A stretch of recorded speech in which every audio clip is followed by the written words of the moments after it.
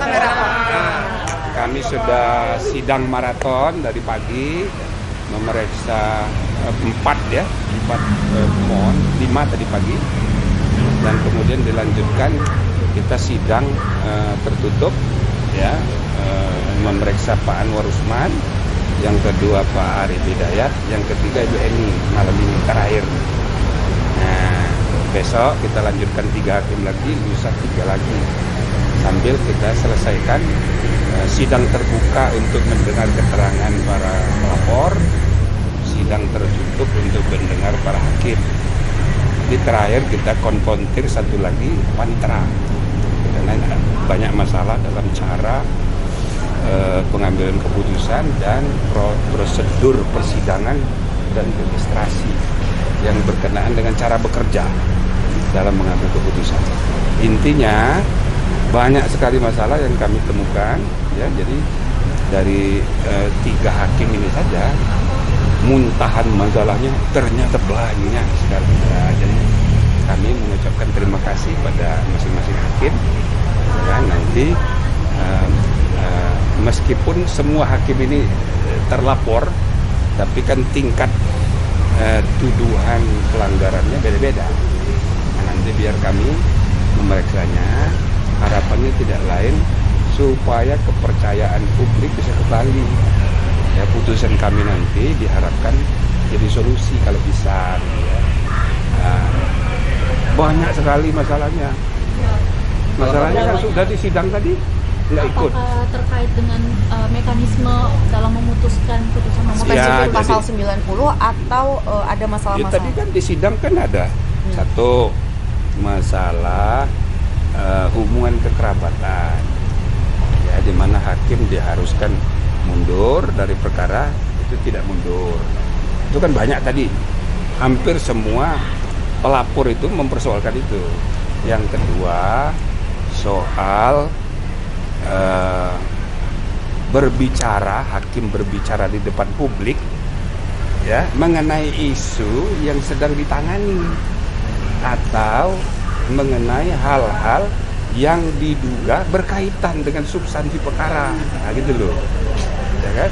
Padahal patut diduga bahwa ini ada kaitan, paling tidak dalam persepsi publik. Nah, ini yang kedua, ya kan, yang dipersoalkan orang sebagai masalah kode etik. Yang ketiga, itu ada hakim yang saking kesel, ya kan, mengungkapkan kemarahannya ke publik.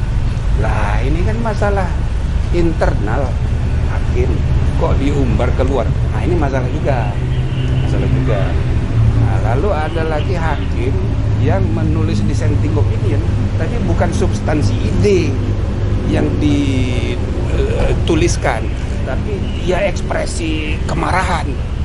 Nah, ini kan jadi masalah juga. Nah, itu sudah berapa tuh? 4. Yang kelima soal prosedur registrasi, kok ada yang loncat-loncat. Nah, itu dipersoalkan, ya kan? Prosedur misalnya ada perubahan, ditarik kembali perkaranya, kemudian dimasukin lagi hari Sabtu, nah, gitu loh. Jadi ini yang teknis-teknis begitu.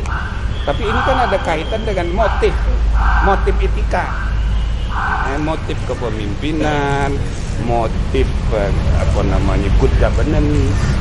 Nah, ada lagi yang mempersoalkan, kok MK ini lambat sekali dibentuk. Nah, ini misalnya Ziko tadi, ya kan? Dulu sudah ada Dewan Etik, sudah tidak ada lagi setelah undang-undang baru. Lalu dia menyampaikan laporan, harusnya ditindaklanjuti oleh MK, tapi dia bayarin berbulan-bulan, ya kan? Nah, itu juga persoalkan juga sebagai masalah kode etik. Jadi sudah 6. Nah, ada lagi, apalagi tadi satu lagi. Jadi semua itu tercermin dalam isi laporan. Nah, jadi kami sesudah nanti selesai dengan semua pelapor hari Jumat, ya, mudah-mudahan sampai Kamis pun 9 hakim semuanya sudah kami dengarkan. Nanti baru kami akan rapat bertiga untuk menentukan bagaimana kira-kira putusan terbaik dari Majelis Kehormatan. Tapi kalau Oh ya banyak, tapi ya nggak bisa saya kemukakan. makanya sidangnya tertutup. Prof, kalau terkait dengan nanti hasil akhir itu kan masih nanti akan dibicarakan, tapi Ya. opsi-opsinya apa saja sih Prof? Tadi sudah disampaikan kalau- ada yang Apa opsi mengungkap itu ke maksudnya? publik, Opsi misalnya itu ke- apakah dihentikan atau rekomendasi Oh, untuk ini diganti? nggak gitu-gitu. sabar dia. Mau cepet-cepet putusan. Sedikit. Kalau di PMK itu kan jelas. Sanksi 3 macam, teguran, peringatan, pemberhentian. Nah, pemberhentian itu kalau eksplisit disebut pemberhentian dengan tidak hormat. Tapi kan ada juga pemberhentian dengan hormat. Ada juga pemberhentian bukan sebagai anggota tapi sebagai ketua, misalnya begitu. Peringatan ada yang ya tidak diuraikan, tapi kan variasinya bisa banyak. Peringatan biasa, bisa juga peringatan keras, bisa juga peringatan sangat keras, bisa aja. Jadi itu tidak ditentukan di dalam PMK, tapi variasinya mungkin itu. Nah, yang paling ringan itu teguran, ya kan, lisan, teguran tertulis, misal nih, teguran disampaikan secara lisan bersamaan dengan penyampaian putusan. Jadi nggak perlu lagi surat khusus. Tapi bisa juga teguran dengan surat khusus. Surat khusus memberi teguran tapi dilampiri putusan. Jadi walhasil ya ada 3 itu, tapi variasinya bisa banyak. Jadi teguran, peringatan, pemberhentian. Variasinya tunggu aja nanti. Ya, jadi itu nanti kreativitas MK-MK. Kira-kira ini baiknya bagaimana ini? Tapi kalau misalnya tidak terbukti, rehabilitasi. Jadi kan 99 ini kena dilaporkan semua nih. Ya mungkin ada di antara 9 itu direhabilitasi. Ini orang baik. Nah, kita akan sebut itu. Misalnya dari wartawan, wah ini yang paling baik ini namanya Ana, misalnya gitu. Kita puji. Ya. Kalau indikasinya Pak dari 3 Ya belum pemeriksaan ini seperti apa? belum bisa. Besok masih ada yang ikuti Besok. sidang juga. Nah, besok itu pelapornya itu grupnya siapa namanya? Bukan, Bipiter sudah tadi. Lisan. Hah? Komunitas advokat. TPDI. Besok itu si siapa namanya? Petrus kan banyak rombongannya juga itu. Ada 2 besok, Petrus sama satu lagi sorenya. Nah kemudian sesudah 2 itu nanti hakimnya 3 Siapa kita panggil. aja? 1 Pak Saldisra, 2 Pak Manahan, Pak Suhartoyo, yang ketiga Manahan. 3. Nah yang 3 sisanya lusa. Ya sabar ya. Kan soal concurring from ini kan juga banyak yang mempersoalkan bahwa itu seharusnya di dissenting. Apa itu juga tadi jadi materi yang diklarifikasi oleh Ya pasti kita tanyain dan sudah dia jawab. Nanti jadi itu substansi pemeriksaan hakimnya ya, itu nanti biar terlihat nanti di pertimbangan putusan MK.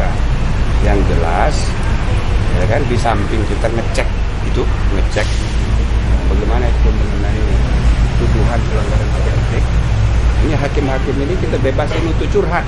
Waduh, curhatnya banyak sekali. Nah, itu semuanya. Ya. Ada tekanan nggak sih Prof dari salah satu curhatannya itu misalnya Oh, ya, mendapatkan yang nangis tekanan? malah kami. Kami bertiga. Iya. Ada nggak Lo apa? upaya lobby itu? Lobby. Kamera Prof izin. Lobby maksudnya? lebih ke hakim lain.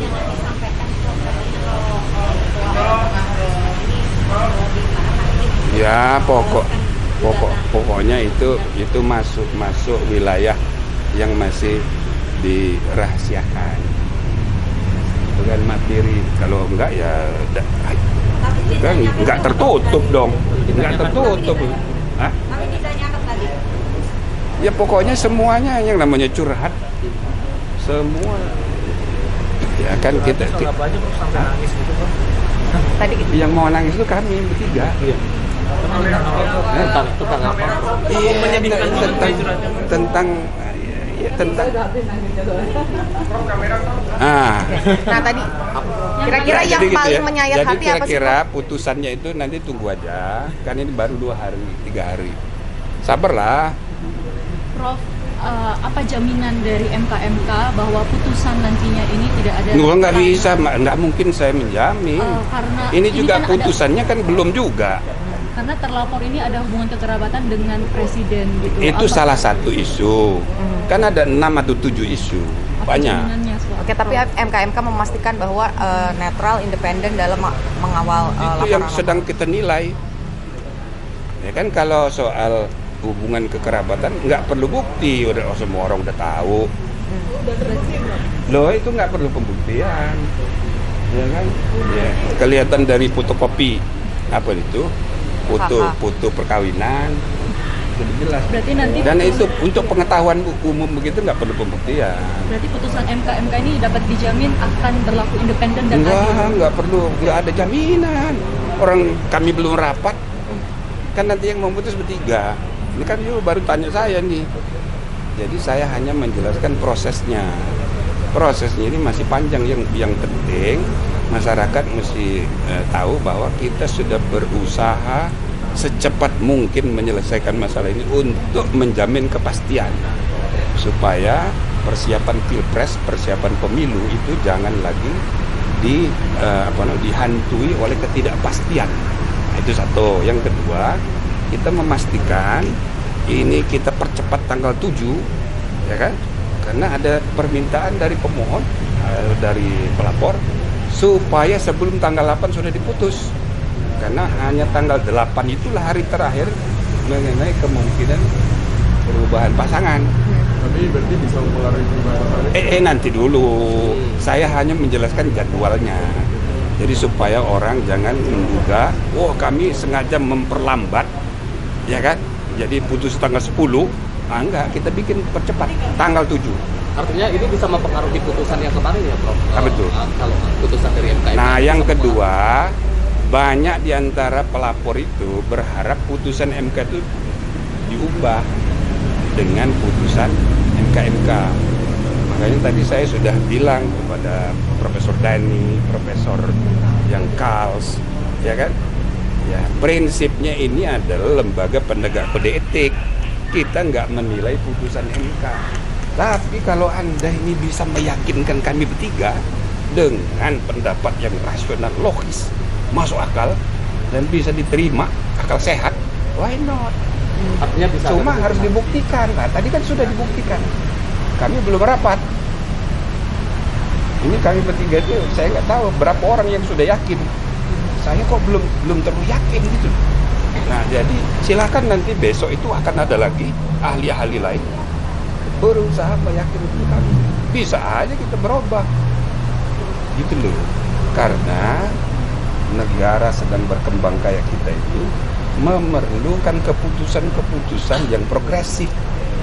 Jangan kaku hukum dan memahami hukum dan konstitusi. Jadi kami terbuka aja.